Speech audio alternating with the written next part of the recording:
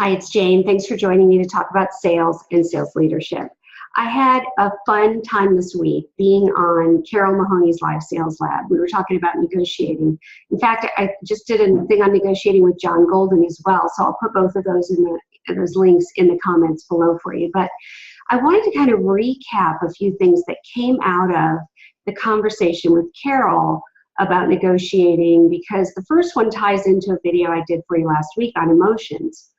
The first thing about negotiating that I think is really important is that we get control of our emotions. So there's a lot of emotion around this idea of money. There's got to be some kind of psychological reason for it that I don't know. But how I want you to think about money in negotiating is the same way you think about any other objective that the client has to meet.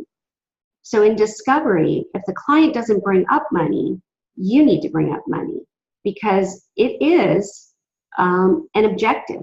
It is one of the objectives that they have to meet. They either have to save money, they have to be within a certain budget. There's always something around money. So have the courage to bring the conversation up and treat it like any other objective that the client has. Try to kind of reduce that emotion that you have around this concept of money, the fear that you have around talking about money. That's the first thing.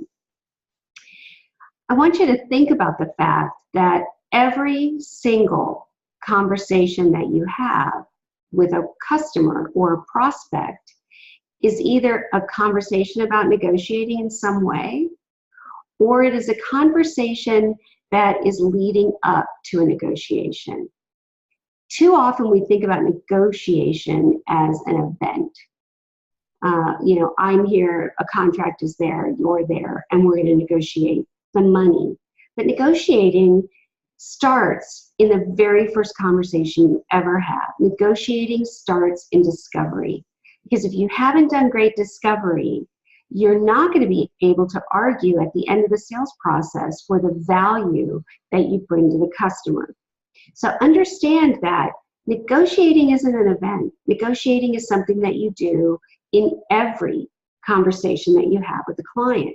Therefore, when you get to that final part of the sales process where you're negotiating price, you've gotten past the scope of work and you're getting to price, you need to be completely prepared for that conversation. Too many salespeople go into a negotiating conversation and they haven't thought about things like, what is our argument for the value that we bring to the conversation?